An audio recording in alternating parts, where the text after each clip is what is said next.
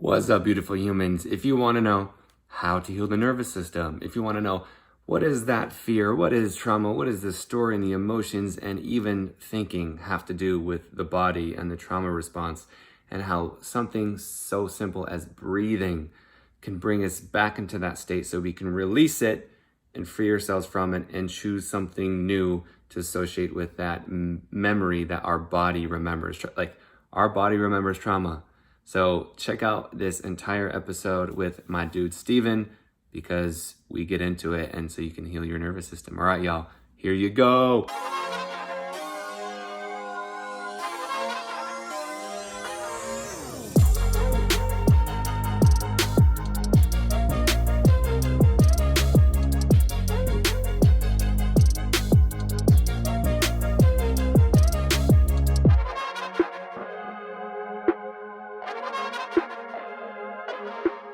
All right, Steven, good sir. This is the first time we are meeting, and I have a really good feeling about you.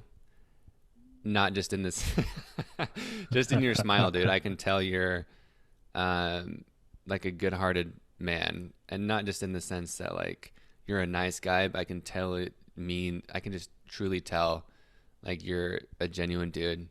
And so I'm happy you're here. Thank you for accepting the invitation. And I'm excited to go deeper into, I'm excited to learn. That's really, I mean, of course, I know you have your own podcast and you want to learn from people. But today I actually am like, no, like I want to learn something about fear and the nervous system that I hopefully haven't learned before.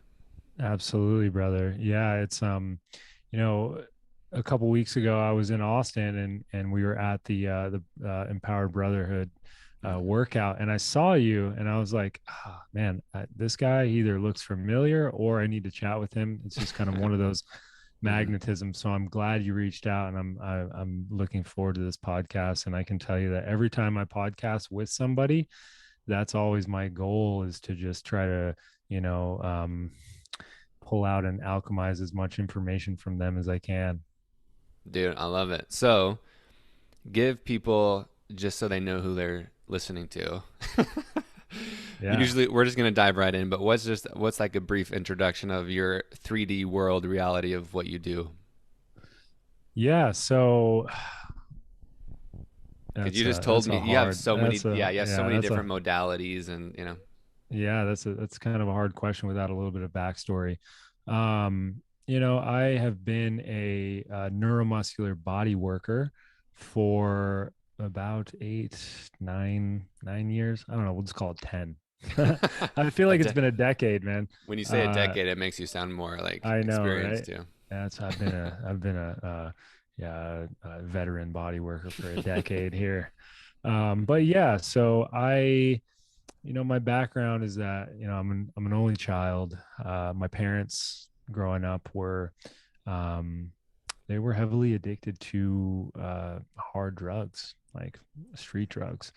Your And whole life, yeah, like, from before I was born, and specifically meth and a wow. lot of other hard street drugs. And they ended up moving to Arizona when I was about 4, and they started a new life and got clean from those street drugs, and my dad started a business and tried to switch their life around, and they were both they switched to prescription medications. And I just knew from a young child that there was something off, there was something wrong there. And I just had this awareness. I just knew as a child, I could tell. And I always wanted to just help my parents in some sort of way. I think when we're young, we take it on. There are caretakers, and when something's wrong, we feel it so deeply internally. And through high school, I was always very physically active and played lots of sports. Loved that. I also was really fascinated on psychology, and I think that's from my parents. And so I originally went to school for psychology and also physical therapy. I couldn't Hmm. decide which one I wanted to do. I was studying addiction psychology and also physical therapy, Cool. and I ended up dropping out because just could not focus on books. I'm such a hands-on kinesthetic learner that and I was young, I was fucking off too. But I dropped out of college, was working, and then I ended up getting kind of a corporate job, human resources. I worked as a human resources executive for 2 years, and I hated it. And thank God I did that, because I found out very quick. And then I found this school that taught all these different holistic modalities, and I was kind of going through my own spiritual awakening, if you will. Stuff that was, I always had this just kind of awareness, but it was some things that were pretty prevalent to me. So I went to school for body work, specifically trauma release body work, neuromuscular body work, somatic release style body work. I've studied all different types, from Eastern energetic philosophy to Western, traditional sports therapy and stuff. And I ended up becoming an instructor there, and taught everything from kinesiology to energetic anatomy. Mm. And I did that for a long time. And the past couple years, I've really been delving into more of breath work, and how breathing specifically controls the nervous system. And I always consider myself a body worker.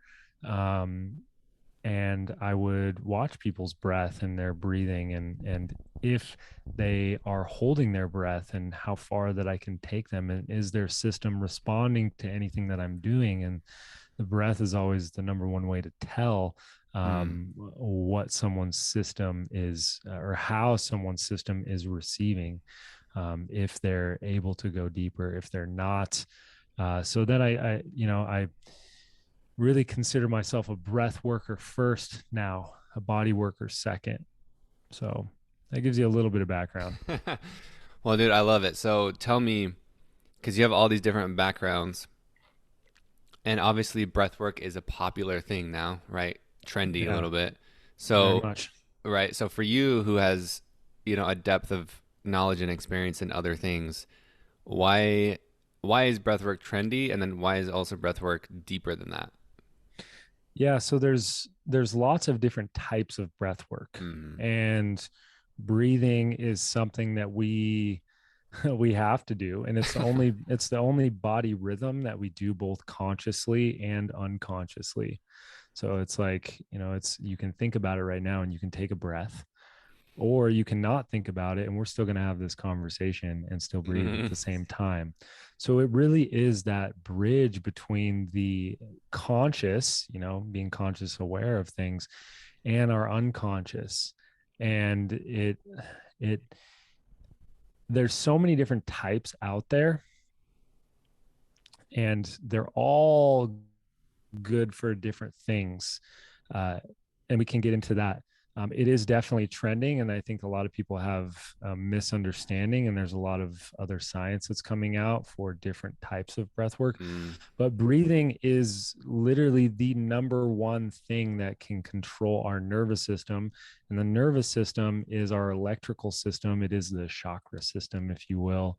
And our nervous system is basically the bridge between the mind and body. And I think a lot of these modalities that we're trying to use is we are trying to bridge the gap between mind and body, and have an understanding. Hmm. And when we have control over our nervous system, we can use the breath to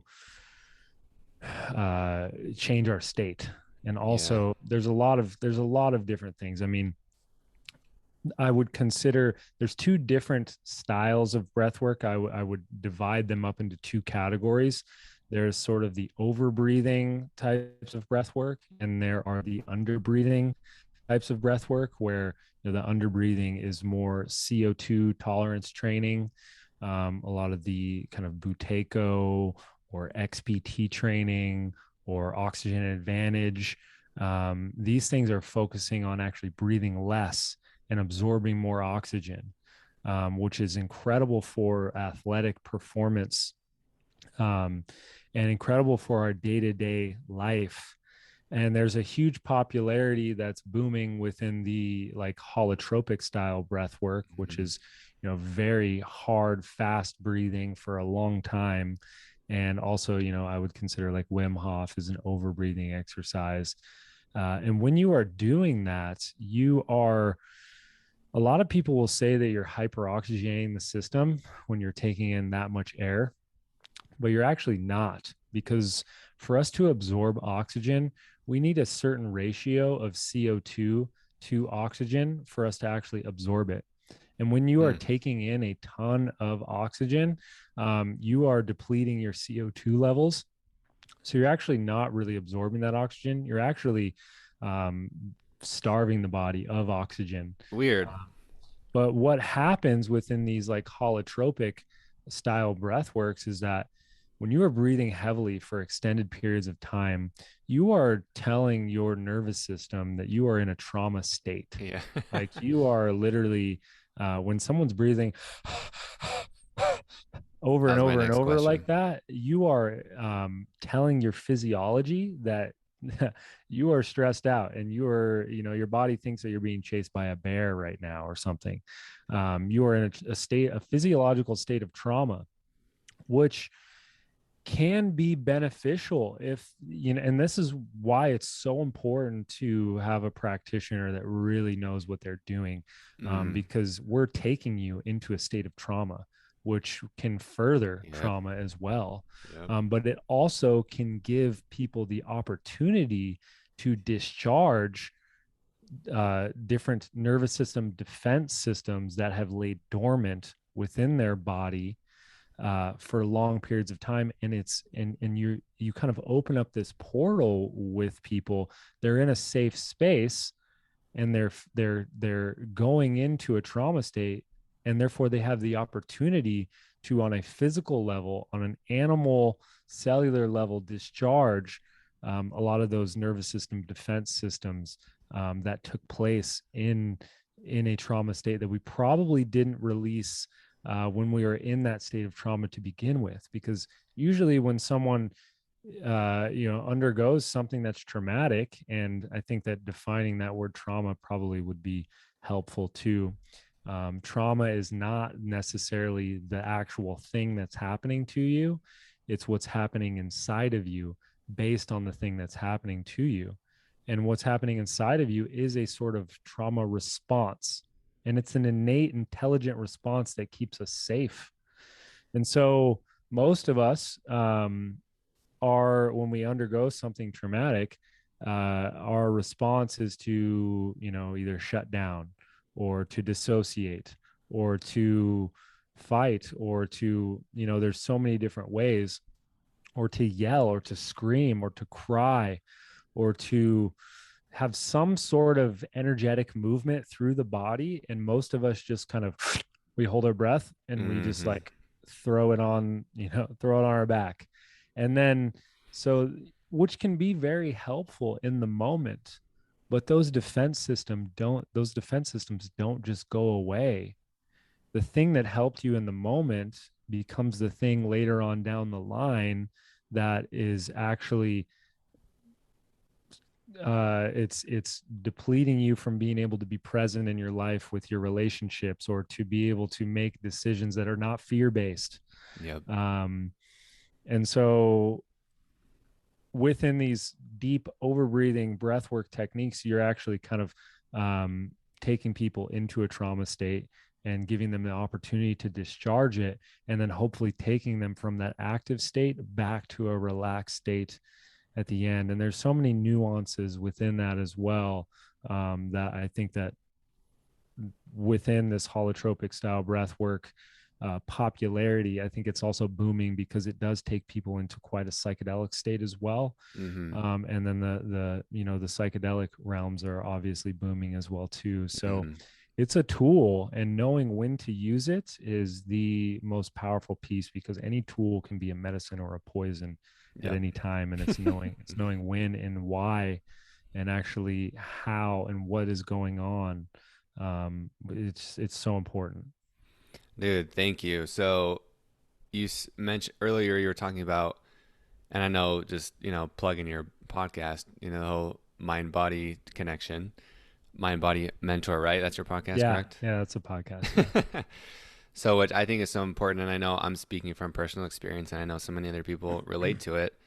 Our culture is so heady, right? It's Yeah. so logical, and it makes sense because whether you're on social media or reading a book or listening to a podcast, even this, right, is Yeah. it's it's logical. Like we're only speaking like, oh, that makes sense. Oh, that makes sense. And so, will you talk more about um, like that's necessary? I'm not saying just don't, Yeah. Yeah. but can you talk about how to like inform and connect the body and how important the body is, and actually not just thinking about it, but making that connection? Yeah, man, that's my mission. That's my mission here. Hmm. We live in a mentally dominant culture, and and you could say that the field of mental health specifically is failing us because it doesn't really have a full understanding. It's not about just mental health, it's about mind body health and Hmm. understanding that they are so intrinsically interconnected. And we have truly, I think this is part of it, is that we have forgotten that we are fucking animals. Yep. As humans, we are animals, and we do some pretty cool shit, like have podcasts and create microphones and have all these cool lights and computers and all these things that are incredibly mentally taxing and a product of our mental capacity. But we've forgotten how much of a an animalistic being we are, meaning that Hmm.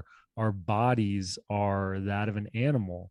And for thousands and thousands of years, um, our body's response system is first it's first of our body, and there is more intelligence in your body than your mind could ever rationally think of. Like, you are repairing each one of your cells every day, and you are digesting your food, and you are beating your heart, and there's so much going on inside of your body that is so much more intelligent than your mind could ever fathom, that we forget that.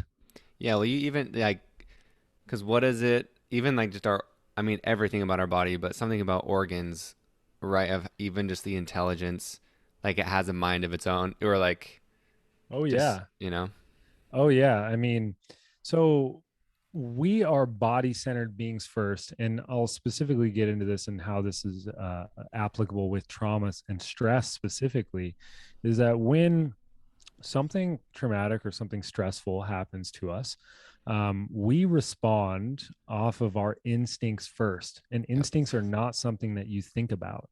Yeah. So we have an instinctual response. Something happens, my instinct is to fight this person, or my instinct is to run, or my instinct is whatever um, instinctual response that has been passed down. Instinctual responses are for our own personal survival. So whatever it takes to survive, that's the first thing I will do, and I'm not even thinking about it. It's not like I'm like, okay, I need to survive, I'm going to do this and then I'm going to do this. It's just like that. It's instinctual.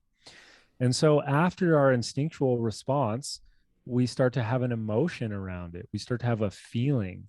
I feel scared. I feel courageous. I feel there's some sort of feeling that comes through, and also I don't think we fully understand feelings because we've tried to compartmentalize them into words, which Hmm. there is a full spectrum of feelings, and we can get into that another time. But yeah, so we instinct first. We secondly have an emotional feeling around whatever whatever came up instinctually, and only lastly do we actually think about it. Do we Hmm. actually create a story in our head? Oh, I don't feel safe in my house anymore. Oh, I don't feel safe around men anymore. Or this is just how the world is, or this is just how I am. And then so that starts to skew our story and the perception of we have about ourselves, and that we have about the world. And all of that story was from an instinctual response and an emotional response first. And those instinctual and emotional responses are not of the mind, they're of the body. Mm-hmm. Yeah, that's so interesting. And like, and when you were talking about stress, when I tell people that, stress is fear, they don't, I have to explain it because like a stress response, right, is fear. So we actually talk about when your body, you mentioned earlier about the nervous system, right? How it's, you could say the chakra system or the electrical, what'd you say, wiring, or it's like, so one, So, explain the nervous system, exactly what it is, like what the function of it is. And then two, when we go into fight or flight and we receive trauma or stress or fear, like what is actually happening inside of our body? yeah. So, on a fundamental level, as humans, we are looking to survive, and we are looking for new adaptive patterns to survive. And then, so fundamentally, we are looking for new adaptive patterns, and that's where stress and trauma and those things are guaranteed in our life. Those Yeah. things are they're not bad per se. Those are the things that can cause us to grow, to overcome, if we find the new adaptive response to it. So your nervous system is your electrical system in your body. It, sends and receives messages from your mind to your body and controls all of the glandular and organ function and muscular function throughout your body. And um, it also embeds patterns. Like you have neural kinetic patterns, meaning like neural, meaning, your brain, um, or your myelination, and kinetic, meaning movement. So you have these brain body movement patterns embedded, or you have these, your nervous system is basically the pattern recognition system within your body. And so, we first of all, we are looking for new adaptive patterns to survive. So when something stressful happens to us, we have a response, because remember, trauma and Mm-hmm. stress, they're not the things that are happening to us, they're the things that are happening inside of us. And the stress response is, or the trauma response is, it's a defense mechanism, and it's an intelligent defense Yep. mechanism. And our ability to, so my good friend Eric Godsey, which you probably know him, Mm-hmm. um, I know. Yeah, Eric's been on here he, too. okay, yeah. So, he says trauma, and I don't know where he got this from. Maybe he came up with it himself, but trauma is a question to the organism. And meaning that the question unanswered creates symptoms. The question answered creates growth. So when something stressful or traumatic happens to us, and our defense system comes up, and we, develop these triggers, or whatever pattern it is, we can go into the different types. Um, if we learn to overcome those patterns, and we find the new adaptive pattern, that becomes growth. Mm-hmm. Meaning we overcame it.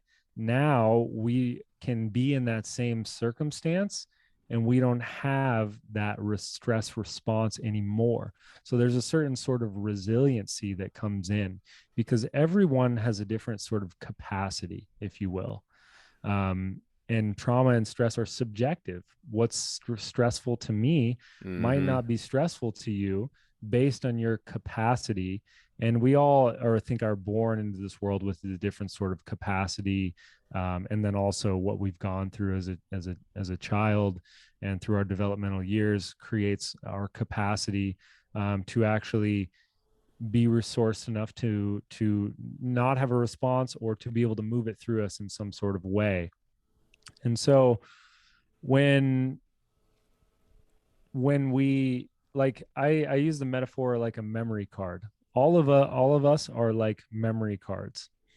And if you think of a human as a memory card, we go throughout our life and we have different stressful and traumatic things happen to us.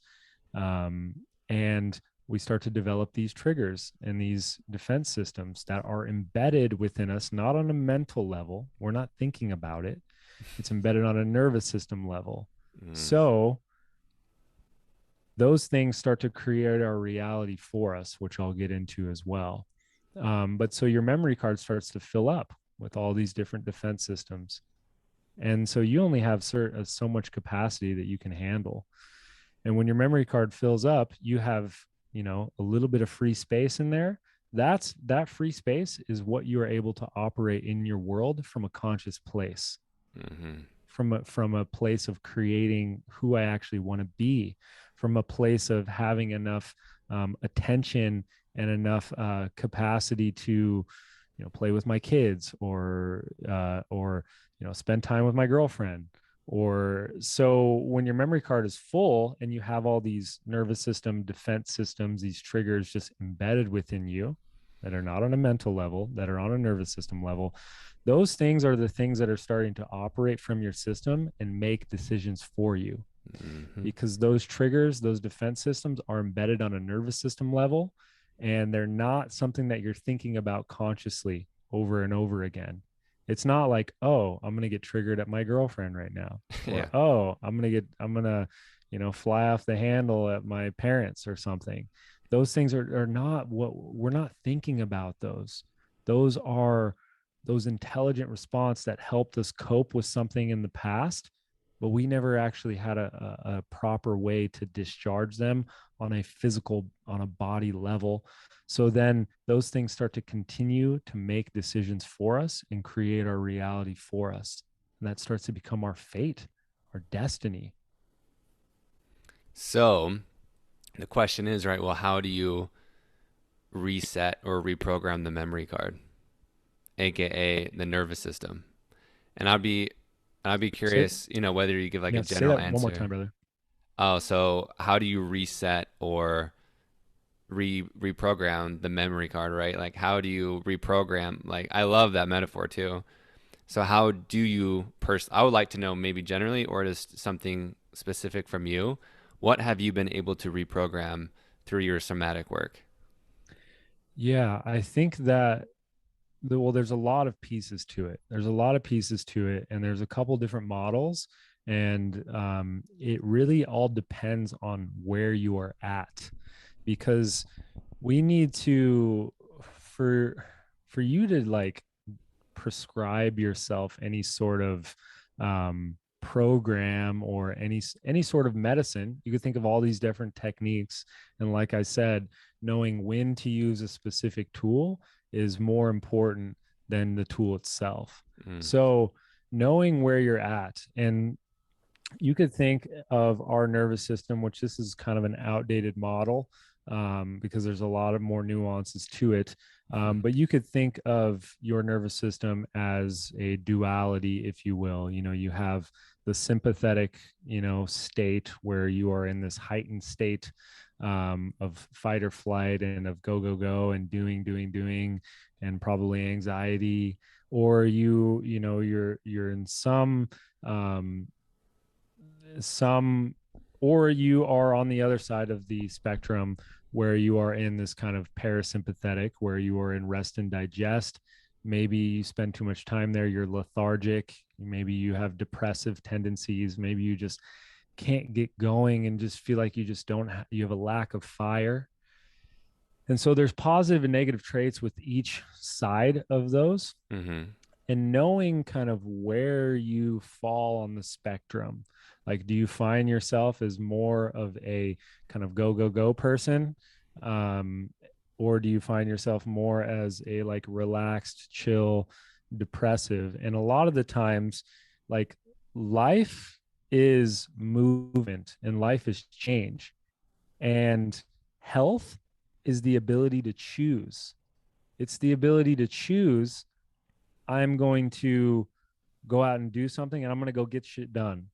And then I'm going to go back home and I'm going to relax and turn it off. Most of us get stuck in one of those different nervous Mm. system states. where we get stuck in fight or flight and we're in go, go, go mode all the time. And then we end up getting sick and we Yep. get forced, we get flung to the other side of the spectrum.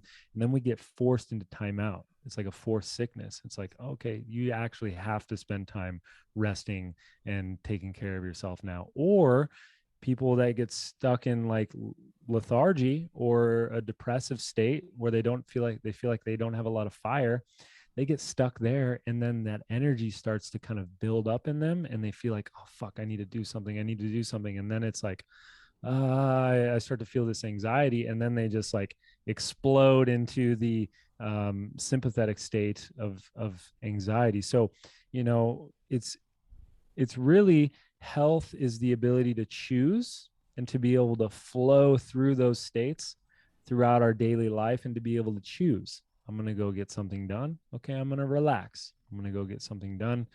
I'm going to relax. And those are nervous system states or electrical states of your body, and being able to have conscious choice over your nervous system. And that's also the thing, is developing conscious choice on your instinctual and emotional responses. So there's a lot of nuance here, but there's a few different ways to kind of work with your nervous system. And a lot of them are to figure out ways to become more resilient. And stress and trauma are not the things that are happening to you, it's what's happening inside of you. So you are responsible. You are 100% responsible for all of the responses that go on in you. You are response able. Ooh, I And like are that. you able to choose the response? And that's the thing. Or is it just a trigger or an unconscious response? So I think that in our culture, we've dealt with mental health and a lot of health issues from a top down sort of model. Mm-hmm. We've looked at things on a mental level. We've tried to, let's fix someone's mindset. And if we can fix someone's mindset, then, that'll go into them making better choices on eating healthier and Mm-hmm. doing all these things. When we fully don't understand that someone's mindset, a lot of the times they're not thinking about what they're doing.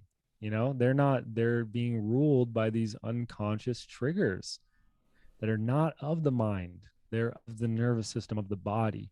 So we have this top down model, which can be helpful from a lot of people, starting with the mind, going down into the body, and then working on the body, working on the nutrition, working on all of those things.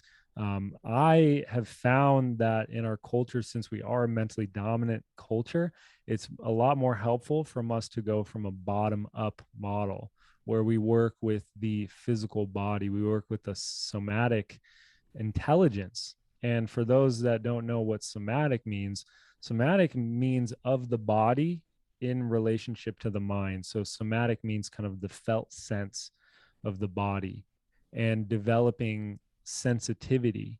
So our somatic sensation is our birthright. And I talked with Rick about this. It's our, we come into this world a clean slate where we are here to feel everything. We are here to feel the full spectrum of this emotional and human existence. That's our birthright. We feel the lowest of lows, we feel the highest of highs, and we can fluctuate through those. And so when we go about our life and we actually don't fully feel things and fully let things play out and discharge them, which I'll talk about different ways to discharge them, then we actually be those defense systems and those triggers kind of numb us from feeling a certain thing, numb us from feeling sad, numb us from feeling angry. And then if we numb ourselves on the lower half of the spectrum, we start to numb ourselves on the higher half of the spectrum. And then we've numbed our somatic sensation, our actual feeling. And then we live in the mind. We live in Mm-hmm. this rational place trying to make rational sense over Yeah. things. And if you've ever lived with a woman, if you try to rationalize emotions, it doesn't work. It's true. um, so sorry if I got off on a tangent there. But this bottom up model, so we're working with instinctual responses and emotional responses. And creating, first of all, since we're working with instinctual responses, healing happens in the presence of an empathetic witness. And that's a quote from Bessel van der Kolk from The Body Keeps the Score, meaning that healing happens in relationship with another human, via co-regulation of our nervous system. If my nervous system is in an erratic state and I go and work with somebody that can co-regulate with my nervous system and meet me where I'm at and take me to a regulated state, we are communal beings, meaning that a lot of our issues, a lot of our wounding happens in relationships. It happens from other humans, and therefore healing happens in relationship as well. It happens in the presence of other humans. And the whole idea of self-help is, it's it's non-existent. We actually need each other.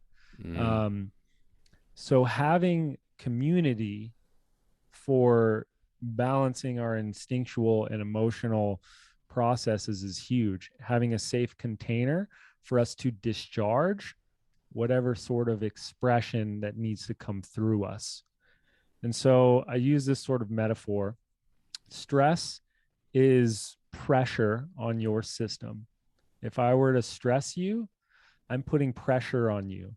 And whether or not you can handle that pressure is based on your own capacity and your based, can you lift that weight or not? Based on how much training you've had. So stress is pressure. How do you find ways to get rid of the pressure? You have to X the pressure. You have to find ways to express yourself. Some of the most stressed out people in the world have found ways to channel that into different sort of expressions, whether that's some of the greatest music of all time, the most beautiful art, businesses that have helped tons of people, whether it's movement, whether it's dance. And we have lots of different ways of expressing ourselves as humans, but we are designed to express. Something happens to us, we have to find ways to move it through on a first body level, on an emotional level, and on a mental level as well. And if we don't express, then we end up suppressing. Mm. And when we suppress, we become depressed, repressed, until it starts to physically densify and calcify into a sort of dis-ease of energy moving through our nervous system. So we've basically cut off parts of the electrical circuitry within our nervous system, within our body, within our felt sensation that is our birthright. And I like how you brought in like the express piece, because I think I heard or saw something. You know how like when a dog runs into something or whatever, it just like shakes its head, Oh yeah. Yeah. right? And I'm sure you know. So isn't that like they're actually expressing or like releasing this experience they Yeah. just had? Yeah, and that's the thing, is that we need to understand that we are animals. Mm-hmm. And if you look at animals in nature, and what's the first thing that they do when something stressful happens to them? They shake it off. They move their fucking body and they find ways to express their body. So shaking, moving, that physical energetic discharge of, I can say for myself, when I was having very stressful times as a kid, I always loved physical activity. I always loved going to the gym. I love playing sports. Why? Because it literally was a channel for me to get that energy out of my body. And it was also something that put me in a state where I'm not thinking of the future. I'm not thinking of the Mm. past. I'm there right now in my body, expressing this energy through my body. So we absolutely have to, when something stressful or traumatic happens to us, we first have to find ways to express it through our physical body, whether that's shaking, whether that's screaming, whether that's crying, whether that's yelling, whether that's laughing, whether that's just feeling full on ecstasy ecstasis through our body, we have to find a safe container to be able to express that and discharge that on a physiological level. Because what happens when we have that sort of discharge is that there is a signal that's sent from the body to the nervous system that says, when we have that discharge, when we shake, if you see the animals in nature, and they've just undergone something incredibly traumatic, they shake. And that shaking is the sign from the body to the nervous system saying that the stressor is not there anymore, and that I can go back to my normal state of reality. I can move. I've moved it off of myself, and now I can just go back. And what happens when we don't physically discharge it? That signal never gets sent. So the physical body still thinks that it's being chased by a tiger. It Mm-hmm. still thinks that it's in a state of fear. So then we begin operating from that fear state over and over and over again, and we make decisions based on fear. And decisions based on fear are not expansive, not, they're not manifesting your greatest reality, that's for sure. I know that very well, sir. So, Yeah. I mean, we um, all we all do. So I'll say mm-hmm. one more piece on that. Having a route to physically express whatever's coming out, like your body, just moving your body, having a route to emotionally express whatever's coming through you, having a safe, non-judgmental space, which is so hard to find nowadays. Mm-hmm. And that is what I spend so much time working with practitioners to develop it, because you're not, it's not something that you're going to tell people when they're coming to you, oh, you're in a safe space here. Yeah. It's like what's actually being radiated from your electrical system. My nervous system is either telling your nervous system, hey, I'm Yeah. safe here, or I'm not safe here. It's not, your nervous system is picking up all of the information of the space. And if I feel so safe in my body, if I feel so just comfortable in my body, this other person is going to feel safe in their body as well. And what I say is that I take my nervous system into a state where I am honoring the innate intelligence of life itself. Life knows what it's doing. If you look at, I have so many plants in my room. All of these plants are growing. They know exactly what they're doing. Your body, you're growing this beautiful beard right now. Your hair is growing. You're repairing Yeah. yourself on a cellular level. Your body knows exactly what it's doing. Mm-hmm. And when I am operating from this state of just like, there's so much intelligence coursing through every cell of your being right now. Just me having that radiated from my nervous system, their nervous system starts to pick up on that. And therefore, they don't think that they are broken and they need to be fixed. Boom. So it's switching the paradigm of trying to fix someone from being broken to honoring them, that their innate intelligence, their body intelligence, their instinctual and emotional intelligence knows exactly what it needs to do. It just needs a reminder, and it needs a safe space to be able to let that move through them. And then after that, after we've worked with physical movement of the body, the physical expression, the emotional expression, then we can start to work with the story and the mindset and rewriting the stories that they tell themselves about themselves. And you'll notice so many times after people have a physical discharge, after people have a good cry, a good laugh, their mind is in such a clearer state that they're able to, they have more capacity on their memory card to actually have conscious awareness around the stories that they tell themselves about the world, about themselves. And yeah, that's kind of my technique. I love that, dude. And it's cool. We could get into a conversation of like the whole quote unquote system, right? Of like wants to keep that memory card full, so you can make, you know, Oh yeah. so you don't have space to make conscious decisions. Yeah. Um, and I want to ask about fear, but first, because you were talking about, discharging the physical, emotional, and then the story part of it. For me, I've actually started to consciously like choose like something in the moment happens. Like, not like, I mean, it could be an argument. It could just be something that's like lower, what some people would say like lower T traumatic, or like a Yeah. trigger or something. Then I will consciously choose, like I am saying it in my mind, but whether it's even a shower or a workout or a like shaking, like I will actually choose and say out loud, I choose to release this arc right now. Because Yeah. like I've been aware of me storing those on my memory card, and I like say out loud and like release it and wash it off me and move it through me. What are ways that you personally do that? Yeah, well, I think all of us are different, and it's really Mm-hmm. important to understand that. And it's important to understand that we all have different routes of expression, and different tools and resources to move that through us. And that's the thing, is that we live in a incredibly fragile world.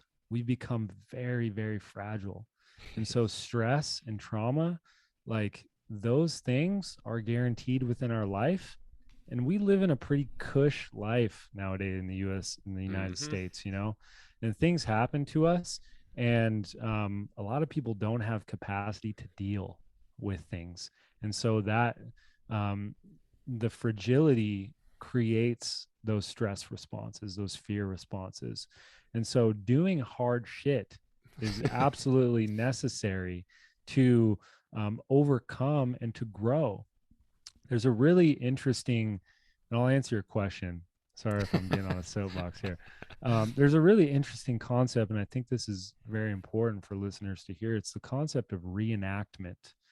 And reenactment is, you know, you could say this on a soul level if you wanted to get metaphysical, or you could say this on just a genetic level or an evolutionary level, where someone undergoes something traumatic, something stressful, and their a defense system is activated, a trigger is activated.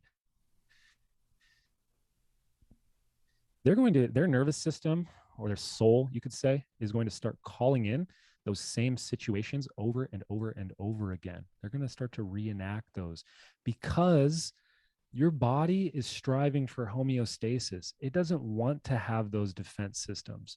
So it's going to call in as many of those circumstances until you actually find that new adaptive response, till you actually figure out ways to grow from it, till you actually figure out a way to overcome it. And we've all seen those people that are in, you know, abusive relationships or negative relationships, where they just hop from relationship to relationship, but it actually ends up being the same type of person over and over and over again, until they've found a way to say no, or until they've found a way to, find that new adaptive response. And so we are striving for homeostasis and we are striving for growth. Life is in all ways. And for me personally, there's lots of different ways.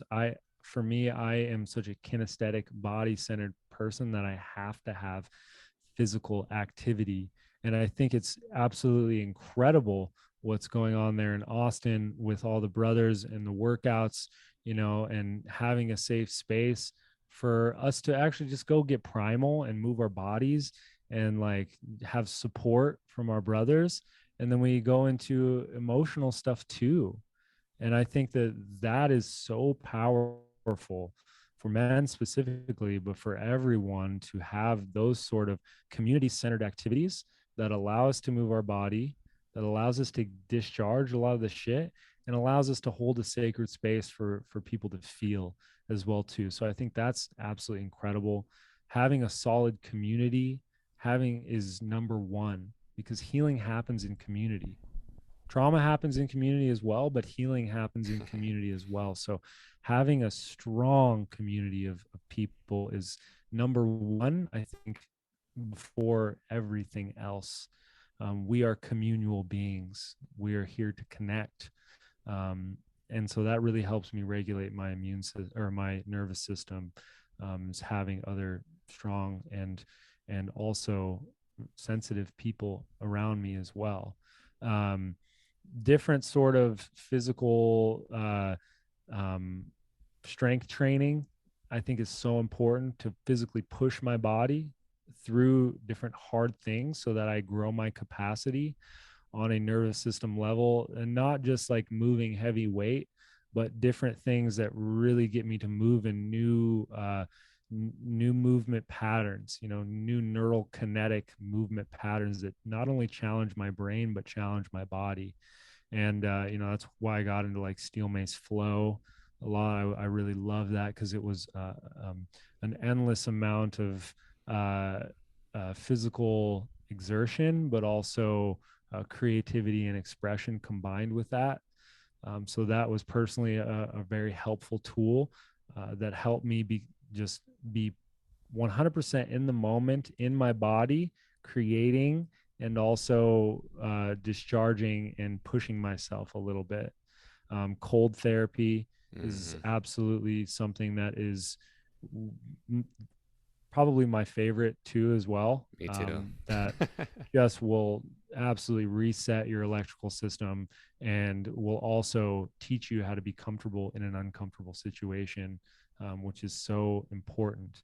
And I said expression is absolutely the way, but we have to find healthy routes of expression, and that's even more important because we can't just like something comes up and express all over our partner.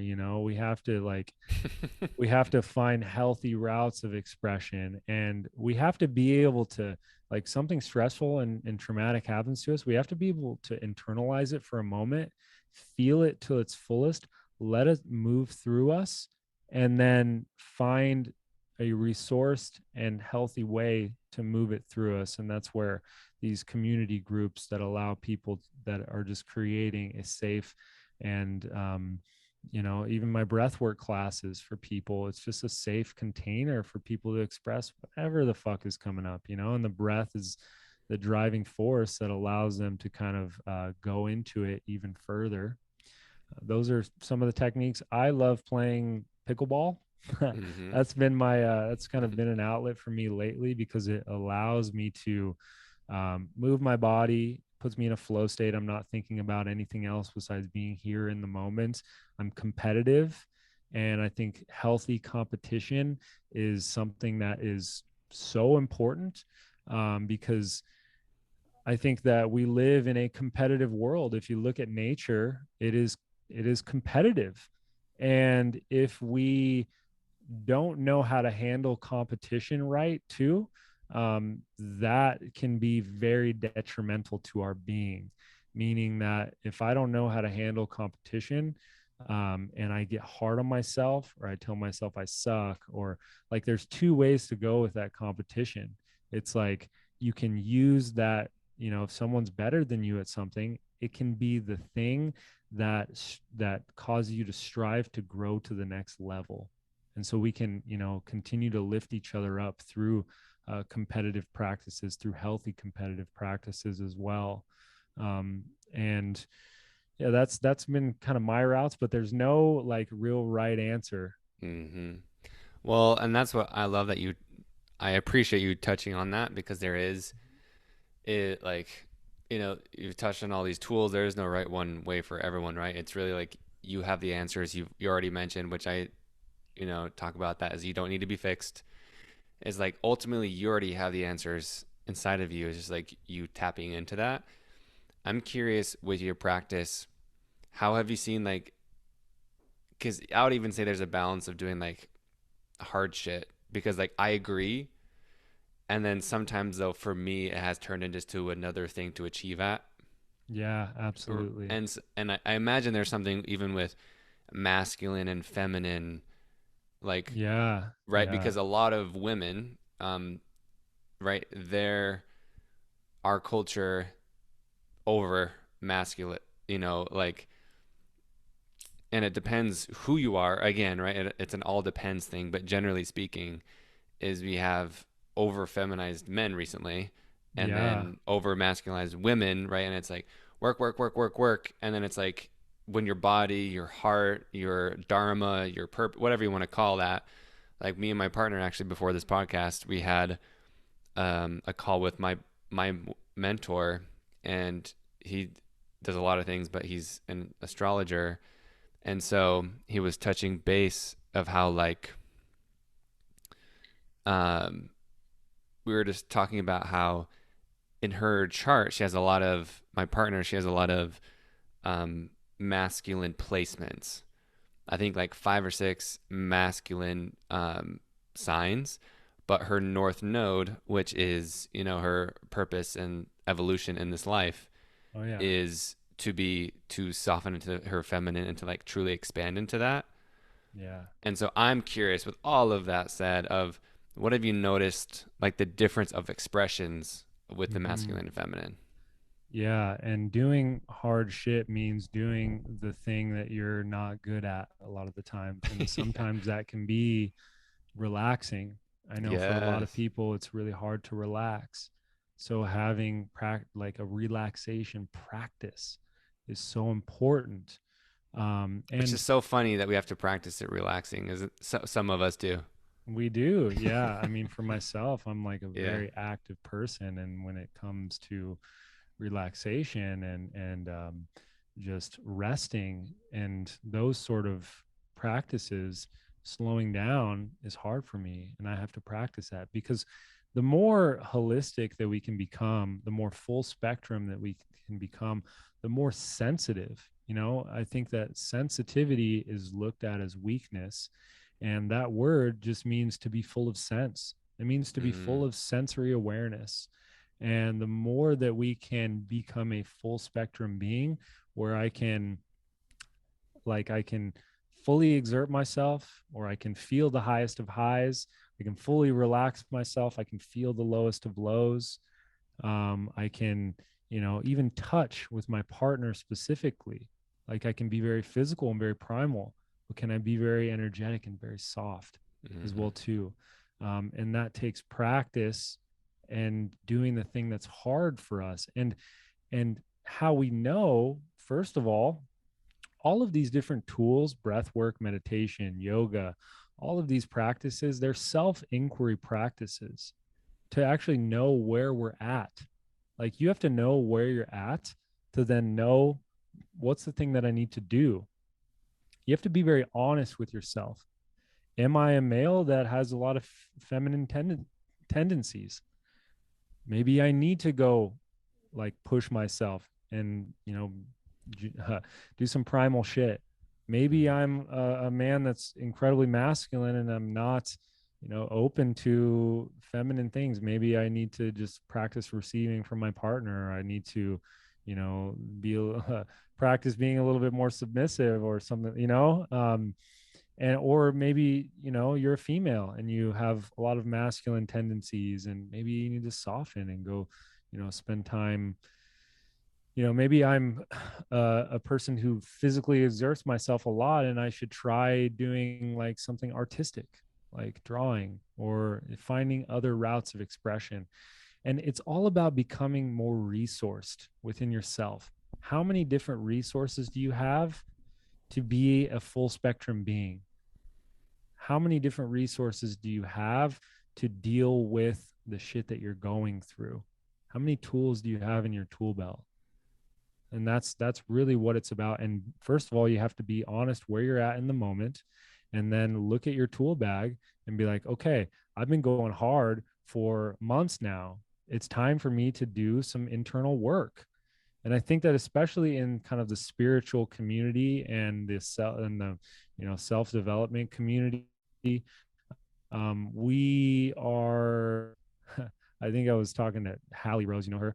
yeah, I know Hallie. She used the term spiritual masochist and or personal growth masochist, Yep. where we kind of want to continue to just throw the next hardest challenge at ourselves, or we want to continue to do a ton of shadow work over and over and over again, where it's like, okay, like we need to like do the shadow work or put ourselves through something, and then we actually need to integrate and learn from it, and then go about and live our life for a little while, and just live our life. We don't need to constantly throw ourselves into the next ayahuasca ceremony. Yep.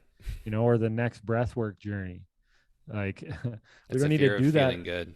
Yeah, we don't need to do that all the time. Like go deep, do the inner work, and then come out and live your life.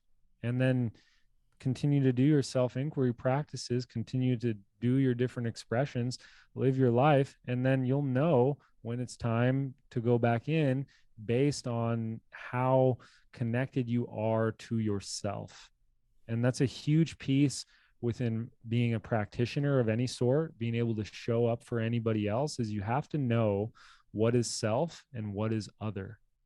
Like you Mm, have to know, even in relationship, we become enmeshed. We yeah, don't bro. know if it's my shit or if it's her shit. And if we don't know, then we can't actually hold space for somebody. And And just so, on social media, I mean, right, is like I've definitely felt that just like, oh my God, like all these opinions is just like I've just like turned it off. yeah, I think it's important. And I'm the same too. Like we live in a very interesting time right now where we're able to hear about tragic things going on in Afghanistan or tragic things going on in North Korea. And we have our bodies, our genetic evolutionary bodies, um were not designed to be able to handle that. where Interesting. where we our bodies are designed to handle what's going on in our immediate world in front of us. So when we hear about something going on across the world that's absolutely tragic, I think most humans, we feel a sort of responsibility to that. We feel a sort of like we want to help. We don't want to see people suffer. And it's very hard for us because we actually, in the moment, we can't do anything about it. And so we take the world weight of the world on our shoulders. And we literally take that on a nervous system level. Yep. And so we we live in a very interesting time where we can hear it. We live in a global world where we can hear about all of these things going on, and we actually, our bodies are not designed to take on the weight of the world. They're designed to deal with our immediate reality. So we have to become like very, very resourced in our tool bag of different skills and modalities to be able to process things. That's so interesting. And you've already touched on this in different ways. But like I usually just talked about like world events and even just how the news is like it's like we get addicted to that stress and what you mentioned just before, right? Of I call that like a fear of feeling good, right? Because you get so Yeah. accustomed to this feeling or to the shadow work or just the news, right? It's just like this click and this trigger and like you subconsciously, your nervous system doesn't realize it, but you even called shoot um reenactment. It's the same thing Yeah. as just like art. It's like we it's a drug. It's like just again, it's just pinging again and again and again. Yeah. Yeah. Um what is your personal relationship with fear? My personal relationship with fear. Um, I know you get asked that question every day. yeah, that's a good question. I mean, it's a good question. I would say that my personal, like, what are my own tendencies with fear? Well, I'm curious for you, right, because of your childhood, right, which is stressful, fear-based, fear response. Yeah. And then the work that you've done and what you're teaching. So I'm curious, and to even make you more human and also show the possibilities, just whatever you feel called to respond to of what is your like relationship with fear, whether, what has been in the past, what it is now, how do you feel about it?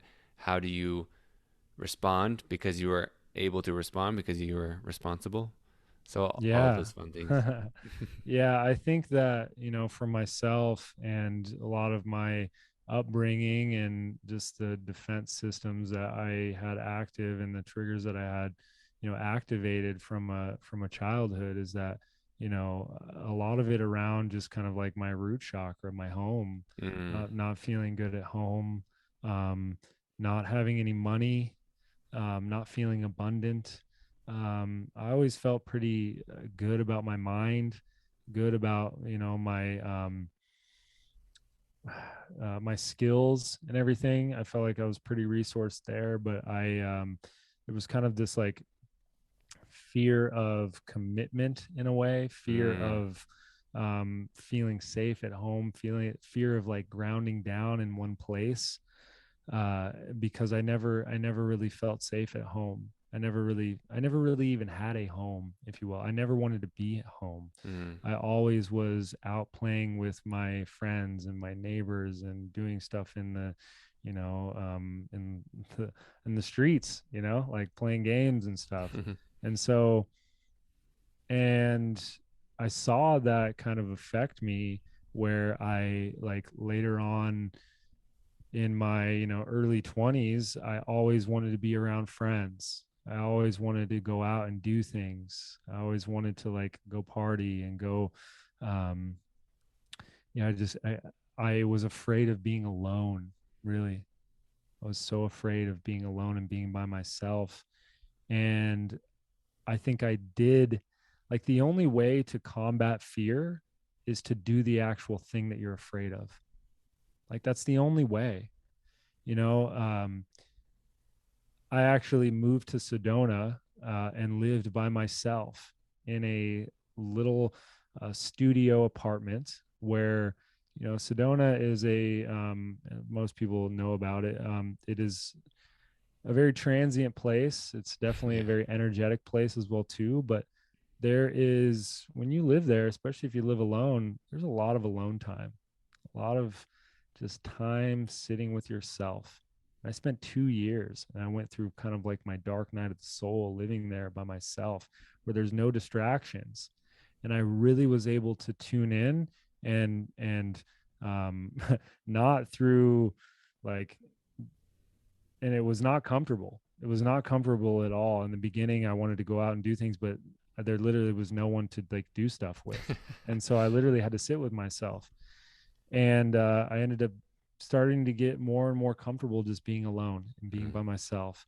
And I really started to know what is myself and what is other, and now I can come back.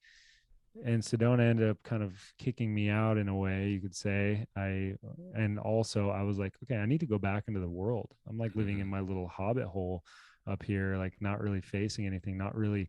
I knew inside that I had more potential and that I wanted to bring something to the world. So I had to go back out into the city and bring something. And I think there was like, there was some self-worth fears too. Like, what do people think about me? Do I even have something to offer? you Mm. know I ended up creating somatic release breath work off of a couple different modalities that I've studied, and I've done a ton of fucking sessions, like thousands and thousands of sessions. And I still was just inside of my head Yep. like, is this even, does the world even want this? Like, who am I to be teaching this? And until I actually created the curriculum, marketed and sold it, and had students in my class, did I start to overcome that self-worth. Like, a lot of the time, self-worth issues, the only thing to actually overcome that fear is to do the thing that's the most scary. And then, a couple more of my trainings went on, and I ended up having like some very high level clinical people in there, like some PhD psychologists and doctors. And I was literally like, there comes the self-worth again. Yeah. Like, who am I, just this guy teaching this fucking modality to doctors and psychologists? Like, they're going to rip me apart in there, and then I saw how much they actually received from it, how much they got from it, how that I actually have taken all of this time in my life and embodied what I'm bringing to the world, and they actually received so much. So my self-worth, like, muscle, jumped up even more. And so doing that hard thing over and over and over again, you start to increase your capacity, and not like overwhelming yourself or overloading Yes. yourself with That's that. Cause I important. think it's important to know where you're at, and just push yourself a little bit more. A little, do the next thing that you're like afraid of. And yeah, I mean, that's been my relationship to fear, my relationship to money. I've never really had a lot of money. Yeah, will you talk um about that? So you were afraid of having it, and a lot of people don't realize that this is a real thing. Like you were actually fearful of like receiving, and there's so many different things that are underneath yeah, that. But what was it for you? yeah, um I don't know if I've actually like broken down this completely on a mental level. We've um done the body. We're up yeah, at the top yeah, now. like I think, well, money is obviously like a lot of self-worth issues and your ability to receive for what you have created Hmm. and the value that you're bringing. And so it started with like just raising my price a little bit. Every I'd do sessions and I'd raise my price, and I could feel that people were getting a lot from it. Hmm. And then I'd raise my price even more. And Hmm. then, you start to push yourself a little bit in there, but there's always that little mind piece in the background, that defense system that's going off. That's like, you're not, you don't have a college degree, you don't have a Yeah. fucking, you don't, who are you to do this? And so, I continue to kind of raise my price, and therefore my nervous system started to be safe and be okay with receiving. I think that I spent so much of my life, especially in the beginning, just giving. I mean, no one goes to become a body worker because they want to get rich. Like it's like something that's, you get paid on such a deeper level. And a lot of people that do it are afraid to like charge, and they're afraid to like Yeah. receive money for it. And I, each time I'd kind of raise my price, and then my system started to get used to receiving. And then I started taking myself more seriously. And then I started really putting out my value, and putting out my value over and over and over again, until, I just kept like pushing myself a little bit more. And then now it's like, okay, I'm still working through this. I've definitely, right now I have more money than I've ever had. And I think yeah. Yeah. Let's um go. it's a byproduct of the value that you're bringing to the world. And if you are stuck in a self-defeating prophecy, or thinking that you're not worthy, um, then you will continue to be stuck in that until you, I don't know if I'm verbalizing this the best, but until you continue to push yourself a little bit more. Yeah, that's cool. Um, I definitely relate to that, and I like how you brought it back to even like the nervous system getting used to it. Mm-hmm. Because yeah, I remember offering things at the beginning, and like I was terrified. I was just like, okay, here comes the part where I have to tell them how much it is. I was like, Yeah, yeah, exactly. yeah. Communicating your price with like ease and with confidence in yourself, that Mm-hmm. knowing that what you're providing is actually worth it. And it takes like doing it a couple times. Like I offered a lot of stuff for free in the beginning, and Mm-hmm. then I'm like, okay, people are getting a lot from this. I'm going to charge this amount. And then like saying your price with confidence. And life doesn't respond to like what you're doing so much as it responds to who you are being, and Boom. what's being communicated from your electrical system. Like I know we've talked about the nervous system, but your nervous system is communicating thousands and thousands of more information to all of the people around you, to everyone. Like it is your electrical system, and it is your aura, if you will. Like people, Mm-hmm. talk about, I see auras, but your nervous system, aka your chakra system, you have 7 different nerve bundles at each of those different 7 centers, nerve ganglia, Mm-hmm. that radiate electrical signals, and it creates this kind of electrical bubble around you. And what's being communicated in that bubble will be picked up by all of the people around you. And the more that you gain confidence in yourself, the more that you take care of yourself, the more that you start to bring your expressions and your gifts to the world, the more that people feel that, and they also feel safe to receive it because you're in alignment with yourself. I think that like a lot of people talk about manifestation, if you will, and it is manifestation is a nervous system state. It's a Mm, state of alignment, and it means that your thoughts, what I'm speaking, your word, your, or sorry, my thoughts, what I'm thinking about, your words and your actions are all communicating the same thing. You are in congruence with yourself. You are in a state of alignment. You're thinking something, you're saying it, and you're also doing it as well. And that is being communicated from your nervous system, and people will feel it. It's a sort of magnetic energy, if you will. And you can always feel when someone is thinking one thing, saying a different yep. thing, and doing another thing. That person is not congruent. And your system, if you are sensitive enough, will probably not want to spend time around that person. Actually, yeah, when you said sensitive enough, I didn't highlight that because I loved how you talk about, because for sure I was told I was, sensitive or sweet. And I was like, I don't want to be sensitive because that means I'm weak. But I like how you were, it's like, no, like we could all be more sensitive, like in tune, basically, Oh yeah. and able to feel and be in touch with all the senses. So I just think I like that. And, yeah, and what you just talked about and the congruence, and you mentioned embodiment, which is essentially what that is. And that's the work in which you're doing. And this is just my own curiosity. When you, because a lot of, I imagine, this is me assuming, a lot of what you're doing is releasing, correct? Like with people? Yeah, so there's two parts to it. There is a lot of the expression, the discharge, Mm-hmm. and this is really important for people to understand, is that you can do trauma release, body work, breath work, all of these different, discharging techniques, these somatic release techniques.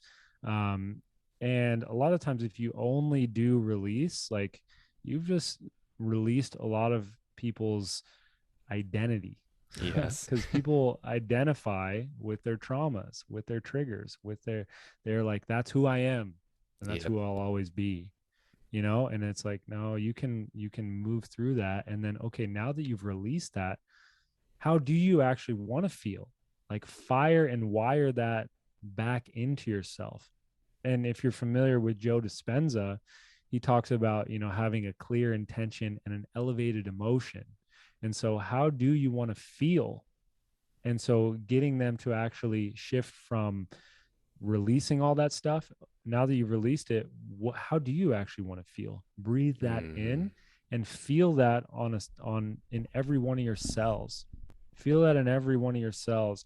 And this is so important when people start to talk about like finding their purpose and like living out their purpose. And I'm trying to find my dharma, find my purpose. And it's like, well, I think that most of us are identifying that as how it looks like in this world. Like, you kind of start to take a snapshot of like, okay, this is what I'm going to be doing when I'm living my purpose, and I'm going to be living here, and I'll have this, and this is the house that I'll be in, and we kind of, and I'll be helping these people, and we take like a mental snapshot. But it's like our lives are short, our lives are long too. Like, it's a Yeah. weird dichotomy, and things change so much. And identifying your purpose with a mental sort of snapshot is a lot less likely and will have you a lot more confused than if you identify your purpose about uh, uh, with how you're going to feel when you get there, because your feeling sense is your internal compass. So how do you want to feel while you're living your purpose? And so, clearing a lot and discharging a lot of that stuff out, and then firing and wiring new neural kinetic, new somatic sensations of an embodied feeling of how you want to show up in the world, and having that clear intention and that elevated emotion within that, and then taking that and starting to apply that to your day-to-day life. Dude, that's beautiful. You answered the question without me even asking it. Dude, our nervous system auras are just in sync, bro. Right? Yeah. I mean, I'm extending mine all the way into Austin, Texas right now because that's home very soon here. Mm. Are you actually going to move here? Yeah, I probably will be there by the first of the year. Oh, let's go. Let's go. Yeah. That's fun. And yeah, thank you for touching on that. Like, it's cool because you live in what you just said of, and I appreciate this about you is, um, the nuance of the dichotomy of the polarity of like it's an entire spectrum of how even, um, like any any pole, right? Any polarity is it's the end of two different ends of the same pole, right? Yep. So it's technically the same thing. So how I view it, right, is with love and fear is it's still the same. It's universal intelligence. Mm-hmm. It's the same thing, just a different degree, right? There's a hermetic saying of opposites are, shoot, what is it? Opposites are identical in nature, but different in degree. Absolutely, man. I mean, that was I first learned that because I was doing a lot of martial arts, Mm, jujitsu specifically, and I went into the healing arts, and it was very a lot of the body work techniques that I was doing were very similar positions that I would find myself in jujitsu, mm, and it's like the martial arts and the healing arts are cool. on the same. They're different ends of the spectrum, and I'm just switching the intention. Yeah, isn't that so fascinating? So I just appreciate about that about you instead of just saying this is the one and only way or this is the answer. It's like, well, it depends who you are, where you're at, what's your capacity, da da da. Like Yeah, what you have, and it goes back to what you said earlier about knowing yourself versus what is other, and that takes lots of practice and quote unquote yeah. mistakes Yeah, and and practice. that takes a daily practice because it's constantly changing. Change is the only thing that's certain. Mm-hmm. And it doesn't stop. And it doesn't stop till we die. And still goes on after we It die still too. goes on. Yeah. It still goes on after that. So like it's why it's a practice. It's why I'm a practitioner, and it's something that if you try to go on this path of becoming sort of consciously aware, you are going to have to do it until you're no longer around. Mm, dude, so is there anything on your heart, your body, emotion, Yeah. mind, nervous system, all the things that are or are not you that you feel called to share? Yeah, brother. I will just say that it's been a long time coming, and I finally feel that I am like 100% in alignment, sharing what I feel like right now is my dharma, my purpose, my passion. And it's taken me probably 10 years to get up to this point. Um, and everything that I've done leading up into this point, whether or not I have thought that it's related, has been related in some sort of way. So within this past year, I've had a very expansive year, but it's been 10 years. A lot of people see people and they're like, where did this guy come from? And it's like that kind of 10-year overnight success story. You don't see the 10 years that someone has put in to actually embody things and to be able to understand things. And even that word understanding is something that it just proves how much of a mentally dominant society we live in. We think of understanding as I have a mental grasp on things, but to understand something is to be able to stand underneath it and actually lift it up with my physical being. So if you truly understand something, you have embodied it, you have walked it, you have learned on a full spectrum level, on a somatic level, and therefore you can share it. So it takes time, and Yeah, it was absolutely a pleasure and an honor dropping in with you today, brother. We'll have to do it in person next time I'm there. I'll be there end of September. Dude, I'll be here. And thank you so much. And what you just talked about was, have you heard of the metaphor, or not even a metaphor, a real thing, of the bamboo tree, like Chinese or Japanese bamboo tree? I'm trying to look it up.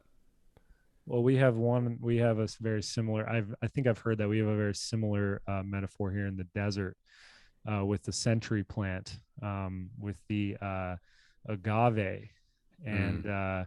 the agave, they call it the century plant, where it's like nobody knows. And if you guys have seen it, it's kind of like a circular spherical cactus that has long spines. And, it takes, sometimes it takes 15, sometimes it takes 30, sometimes it takes 50 years, but just sometime overnight, it starts to spout out this huge agave branch, Mm. and it can grow up to like 6 feet in like 30 days or something like that. But you just never know when it's going to jump up like that.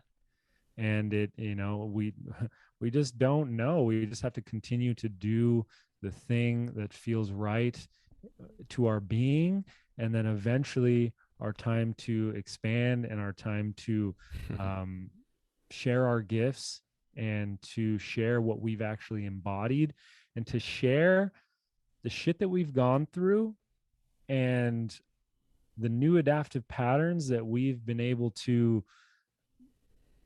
accumulate in our life, and share that with the collective, because I believe that we are tribal beings, and all of us want to feel like we are attributing something to the collective. We are attributing something to the tribe. So a lot of the times our deepest wounds and the things that we've overcome are the things that we can eventually share and help other people with those things, because we've embodied it and we've Hmm. gone through it ourselves. That's awesome. Well, Stephen, thank you, sir. We have to do the podcasty pluggy things. Where can people connect with Yeah, you in a ab- genuine, embodied way? absolutely. Yeah. Well, as embodied as Instagram is, my handle, that's probably where I'm the most active. My handle is Jaggers, JR. It's Jaggers, JR. If you want to learn more about somatic release breathwork, you can go to srbreathwork.com. I got some trainings coming up, one here in Phoenix within like, oh shit, it's next week. September 9th through the 12th. I got one in Austin that's almost sold out. It is the 14th through the 17th of October. That'll be in Austin, and I got some online trainings coming out as well. So, And you'll continue to do more and more things. oh yeah, there'll be lots more, and I'll probably do some events while I'm in Austin in October as well too. So we'll connect and reach out to me if you have any questions. This is what I do, and this is what I love, and I love to talk about it, as you can tell. Beautiful, dude. Well, thank you so much. Yeah, it was a pleasure, brother.